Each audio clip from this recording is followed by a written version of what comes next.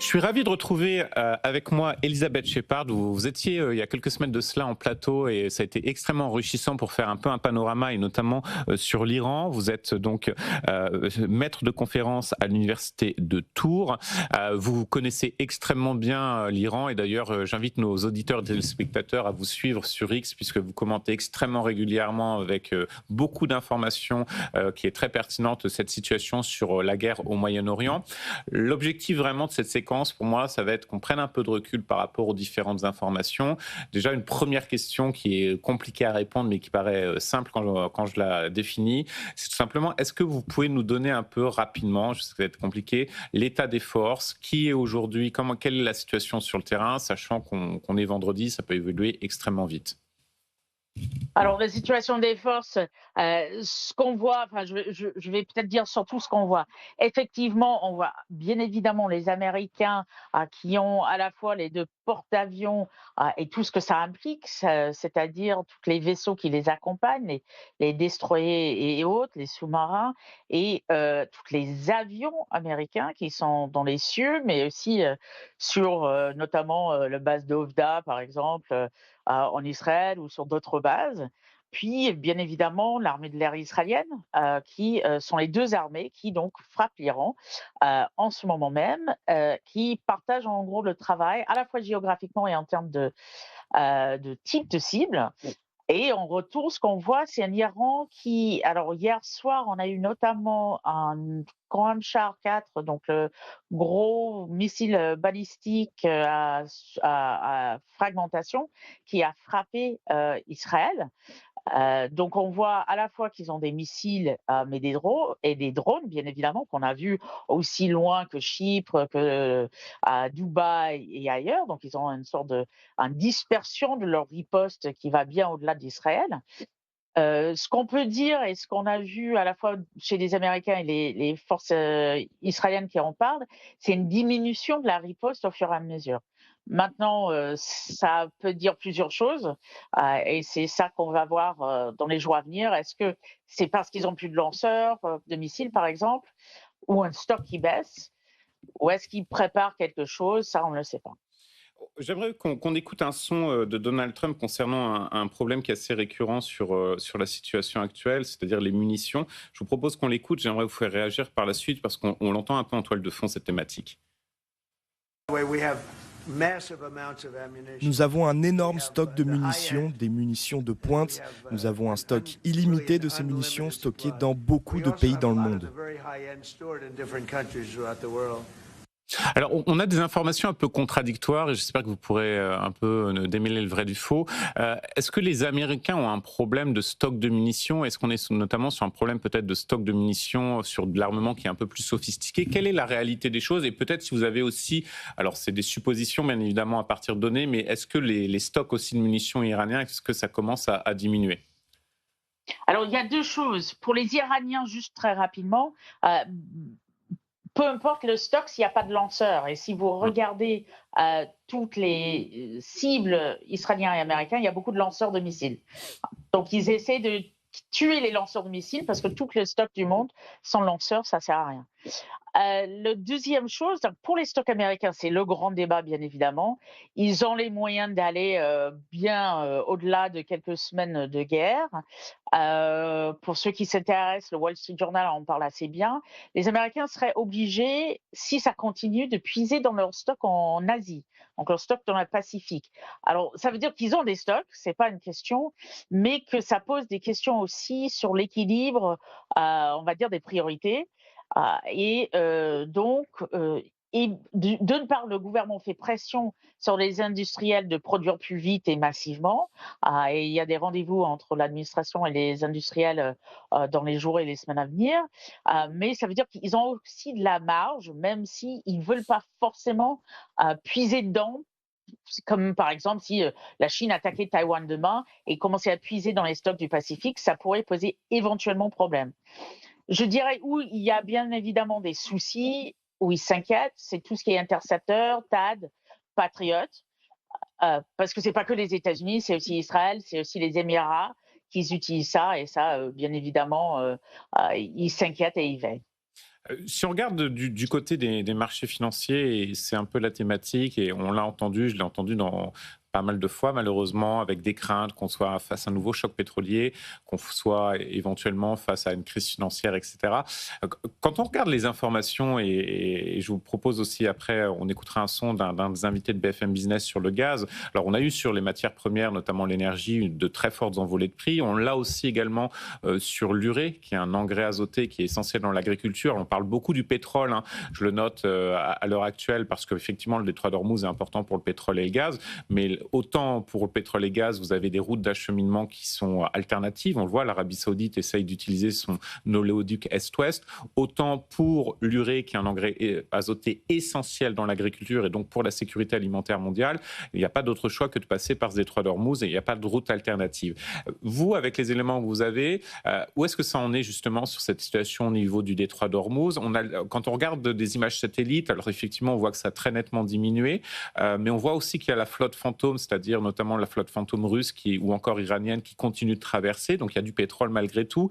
Est-ce que les Américains peuvent à un certain stade sécuriser ce fameux détroit d'Ormuz qui est un peu l'élément central, en tout cas du point de vue des marchés financiers?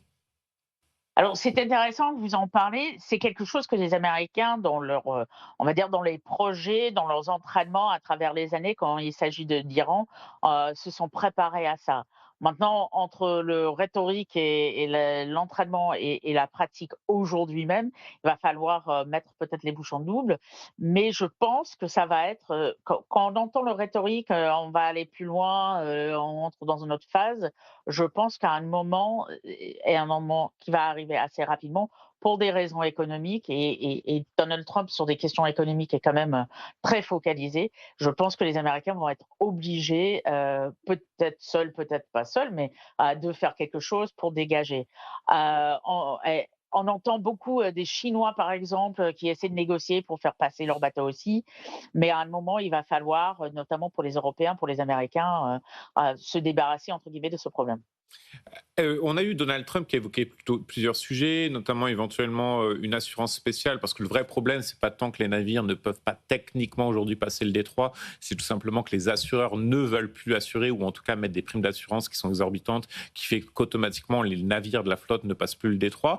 On l'a entendu dire qu'il mettrait en place une sorte d'assurance temporaire, sans qu'on ait complètement les détails, mais en tout cas on voit qu'il a compris cette problématique, voire même qu'éventuellement il pourrait escorter les navires dans la région.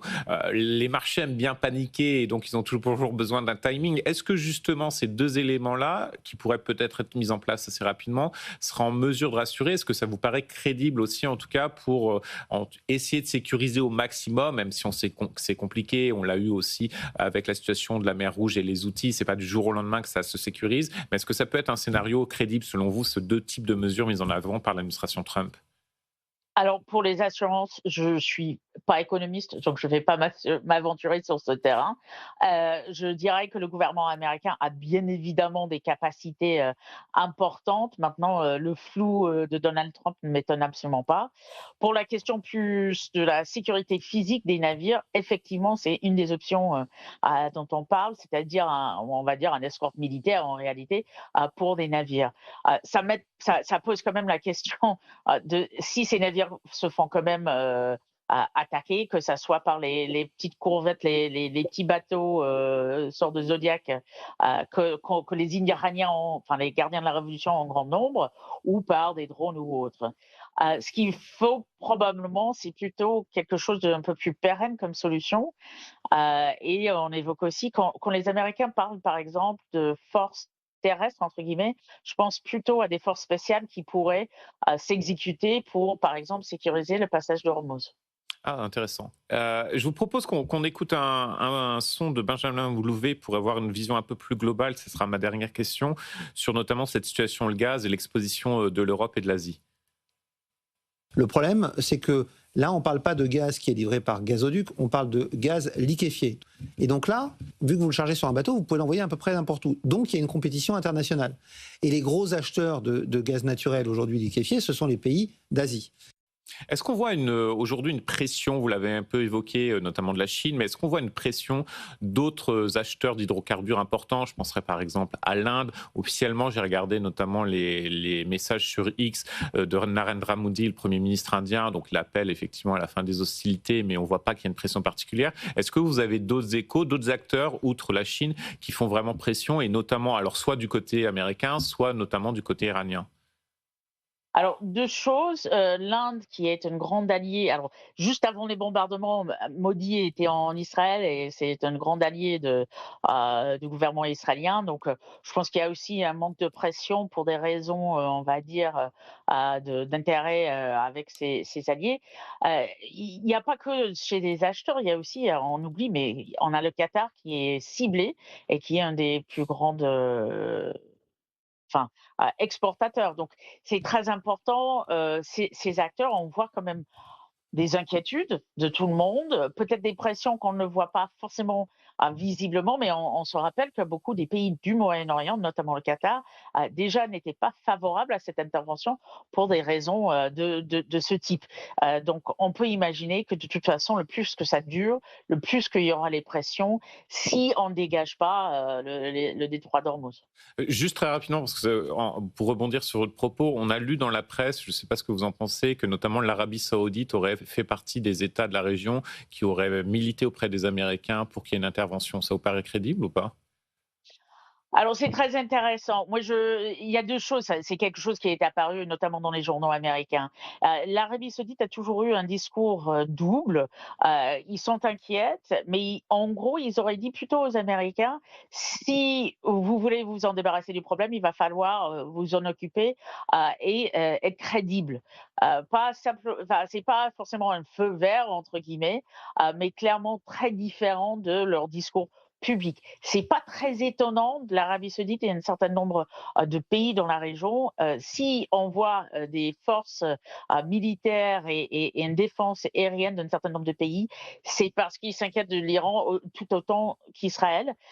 Donc, ils savent très bien que l'instabilité régionale vient à prédominance par l'Iran, pas simplement le nucléaire, le balistique, mais aussi toute la région avec les proxys. On l'a vu au Yémen, la guerre de proxy entre l'Arabie saoudite et l'Iran pendant très longtemps. Donc on sait très bien que ce qu'ils disent pour leur public et l'opinion publique de la rue chez eux et ce qu'ils disent derrière des portes fermées ne sont pas forcément la même chose. Merci beaucoup pour cet éclairage, Elisabeth Shepard-Selam. Je le rappelle, vous êtes maître de conférence à l'Université de Tours.